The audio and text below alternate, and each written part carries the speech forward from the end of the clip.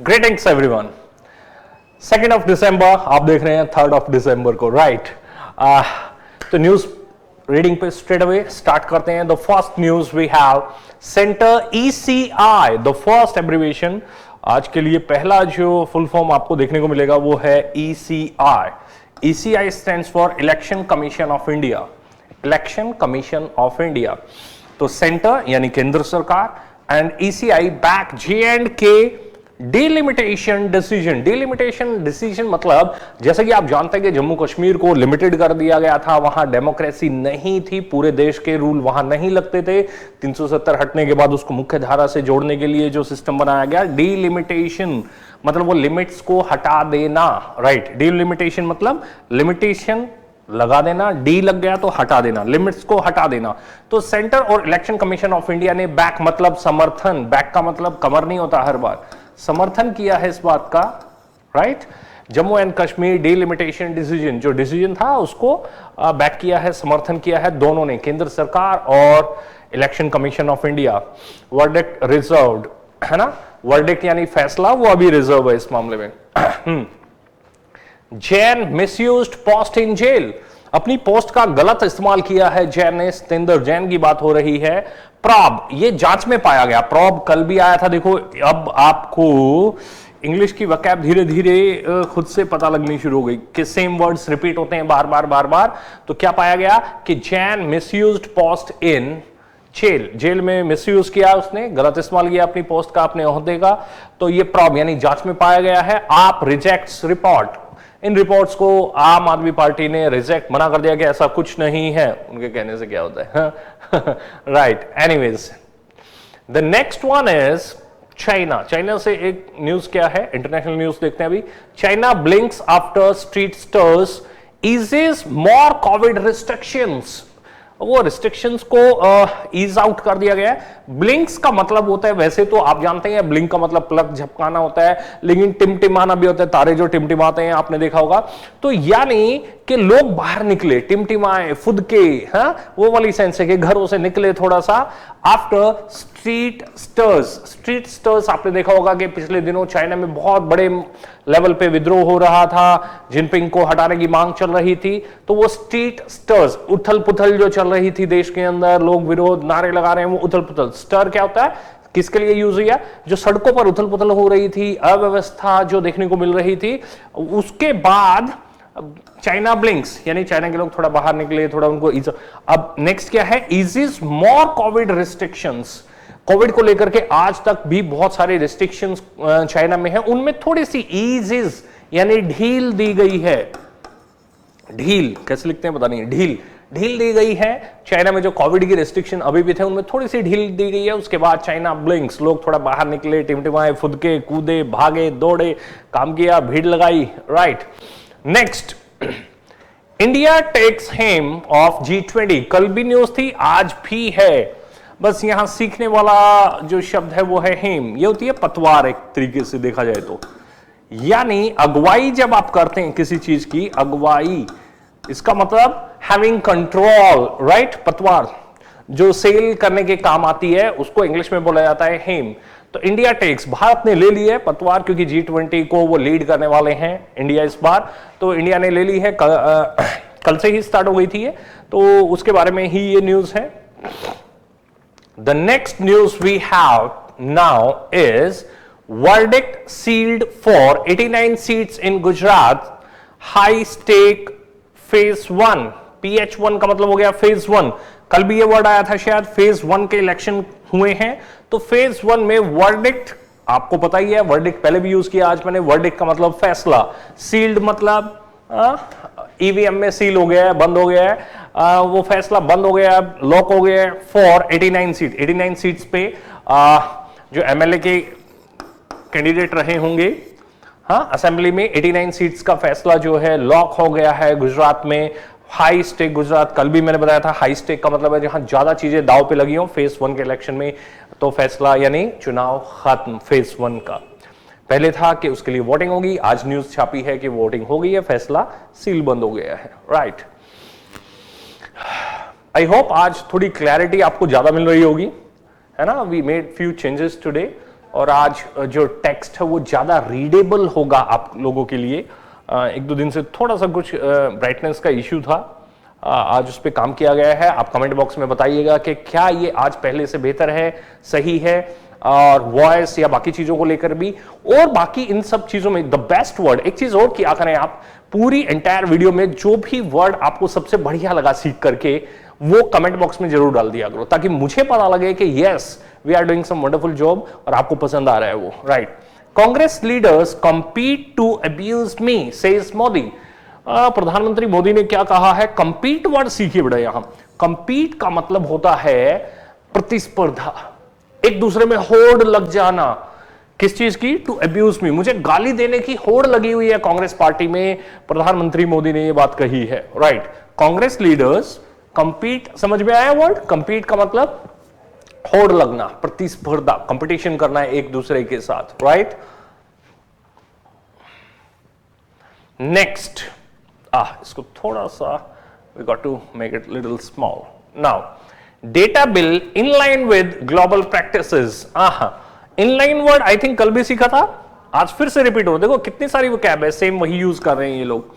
Inline उसी के अनुरूप है, उसी के जैसा सोचा था उसी के जैसा है। तो डेटा बिल इंडिया में क्या है? डेटा सिक्योरिटी बिल अभी पास हुआ है।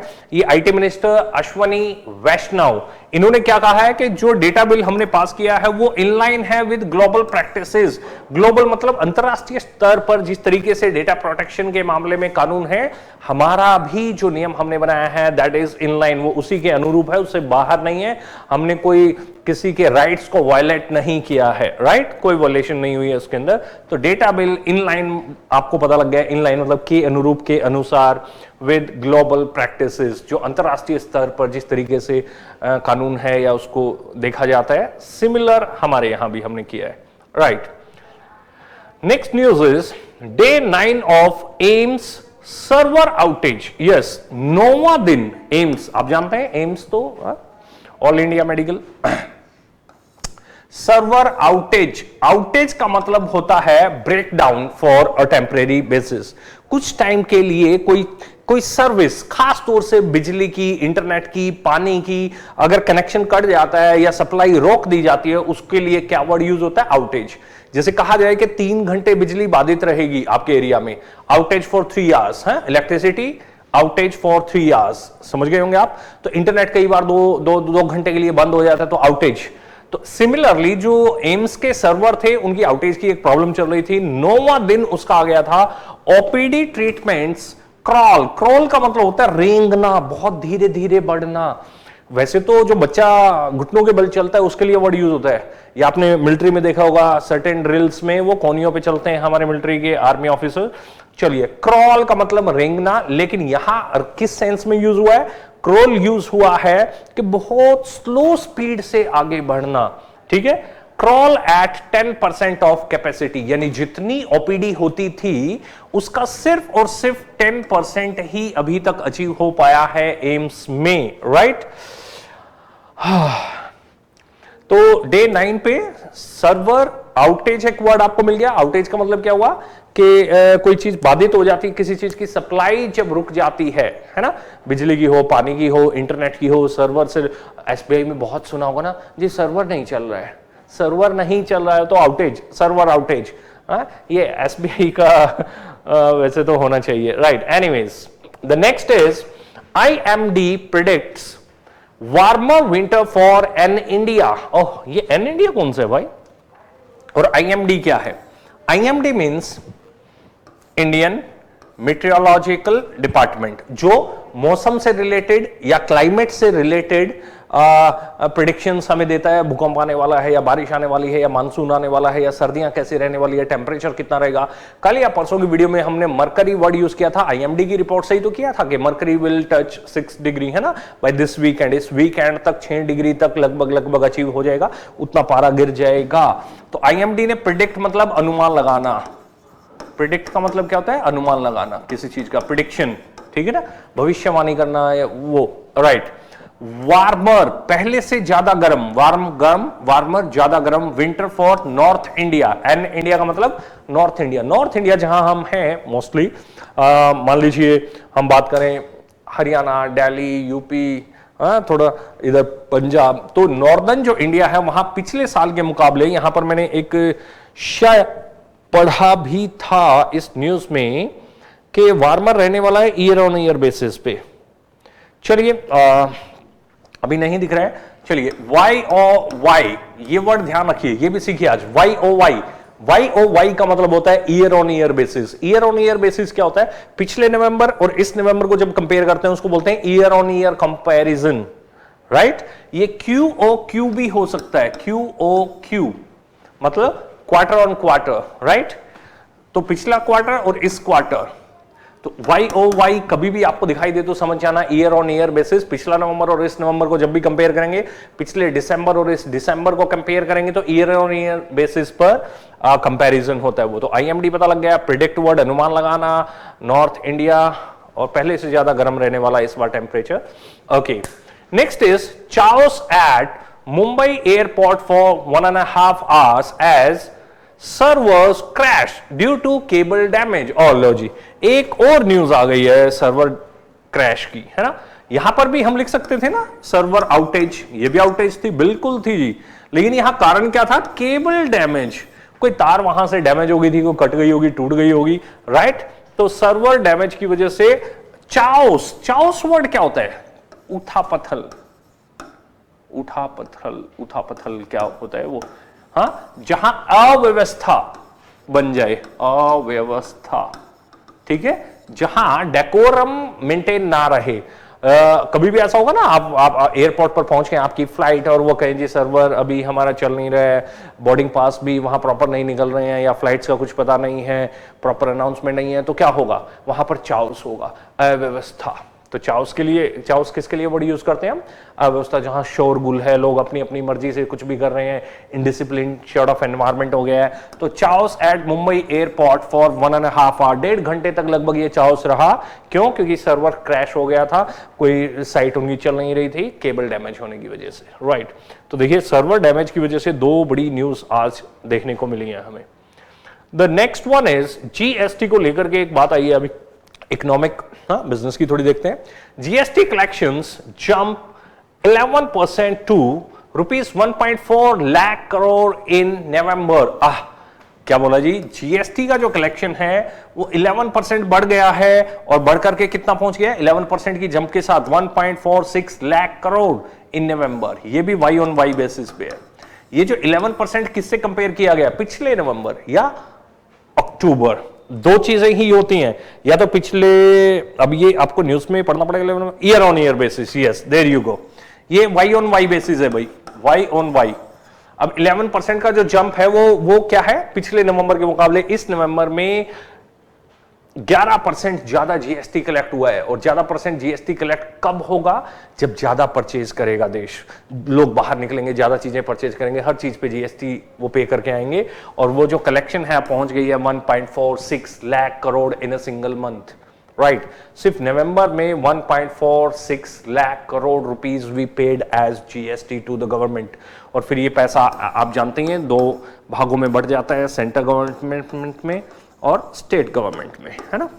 जो होता है सीजीएसटी और एसजीएसटी, राइट। ये सेंट्रल गवर्नमेंट, कभी भी आपका बिल आता है तो उस पर दो पार्ट में जीएसटी चार्ज होता है, आपने देखा होगा, दो पार्ट उसके होते हैं। ये सेंट्रल गवर्नमेंट को पैसा जाता है, ये स्टेट गवर्नमेंट को पैसा जाता है। जिस स्टेट में आप वो कंज्यूम कर रहे हैं, वो सामान खरीद रहे हैं, तो कुछ पैसा उस राज्य सरकार को दिया जाता है और कुछ केंद्र सरकार, राइट। तो जीएसटी बढ़ा है यानी परचेजिंग बढ़ी है, लोगों के हाथ में पैसा रहा होगा तभी तो परचेजिंग हुई है, राइट। नेक्स्ट न्यूज, हाँ, खेल के मैदान से आ रही है। इंग्लैंड स्मैश 5 और 6, set a new world record for most runs on the first day of a test in modern cricket. हाँ, लो जी, अब इसी की इंतजार था। स्मैश का मतलब होता है ठोकना, है ना, ठोकना, हिट करना, टू हिट। स्मैश का मतलब जैसे कोई चीज दूसरी चीज से टकराती, स्मैश। आपने देखा होगा टेनिस में भी स्मैश, राइट। तो ठोकना यानी हिट करना। यानी इंग्लैंड ने कितने रन ठोक दिए? 5 और 6, 506 रन एक दिन में। सेट ए न्यू रिकॉर्ड, एक नया रिकॉर्ड बना दिया है। किसी भी टेस्ट मैच के पहले दिन इतने रन कभी नहीं बने, राइट। पहले दिन में ये वर्ल्ड रिकॉर्ड बना दिया, 3 सेंचुरीज लगी हैं, शायद क्रॉली ने सेंचुरी की है उधर, बेन डकेट ने, और एक सेंचुरी और की है, किसने किया है, हाँ वन मोर इनका शायद ओपनर ने, ऑलिव ने की है या शायद, हाँ शायद ऑलिव ने या ब्रुक ने, ब्रुक, हाँ ओली पॉप ने और ब्रुक ने, हाँ 4 सेंचुरीज हैं भाई। हाँ क्रॉली ने सेंचुरी किया है, बेन डकेट ने किया है, ऑली पॉप ने किया है और हैरी ब्रुक ने की है 4 सेंचुरीज। हाँ और पहले दिन ही 5 और 6 रन उन्होंने बना डाले टेस्ट मैच के, बहुत बड़ा स्कोर होता है, और जिसमें कि the match was reduced, 15 hours was still to go. ये रहा, अभी मेरी नजर पड़ी, हाँ लाइटिंग की वजह से 15 ओवर पहले ही मैच खत्म कर देना पड़ा डे 1 का, यानी 90 ओवर नहीं थे, 75 ओवर्स थे सिर्फ। सो दे स्कोर्ड 5 और 6 विद इन 75 ओवर्स। अगर 90 पूरे होते तो मुझे लगता है 1500 रन इसमें कम से कम और जोड़ लीजिए, 600 बन सकते थे। तो बॉलर कौन थे, हाँ वही बॉलर नसीम शाह लीड कर रहे थे शायद पाकिस्तान के, रावलपिंडी में ये मैच था। तो खूब धोया है कल उनको और अच्छी खासी पिटाई लगी है बॉलर्स को। एनीवेज राइट, तो ये थी स्पोर्ट्स की न्यूज, आज की कुछ मेन जो खबरें थी आज आपको सुबह 7 बजे पहुंचा दी हैं हमने। अब आपका काम ये बनता है कि आज से थोड़ा सा प्रयास आप भी किया करो, जो बेस्ट वर्ड लगता है वो कमेंट बॉक्स में जरूर डाल दिया करो, और वीडियो को लेकर के कमेंट जरूर किया करो। कि जैसे क्लैरिटी को लेकर के मुझे शायद अभिषेक ने या किसने कमेंट करके बताया था कि सर थोड़ा सा ना क्लैरिटी का इश्यू है, तो हमने उस पर काम किया। आज मुझे लगता है पहले से बेहतर क्लैरिटी होगी, हाँ पहले से बेहतर आपको रीडेबल कंटेंट दिख रहा होगा। तो कोई भी इश्यू है, चाहे वो वॉइस का है, स्क्रीन का है, हाँ तो वो आप कमेंट बॉक्स में जरूर अपनी फीडबैक हमें दिया करो, ताकि हम इस चीज को इंप्रूव कर सकें और आप तक बेहतर वीडियोस पहुंचा सके। राइट, तो मिलेंगे कल फिर 7 बजे, तब तक के लिए keep learning, keep growing, till then have a great day. Thank you so very much.